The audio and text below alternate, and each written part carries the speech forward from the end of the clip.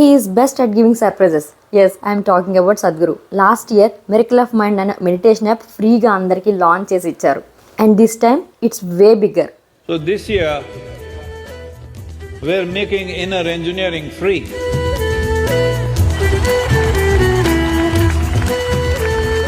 No, money Sadhguru, I don't have money.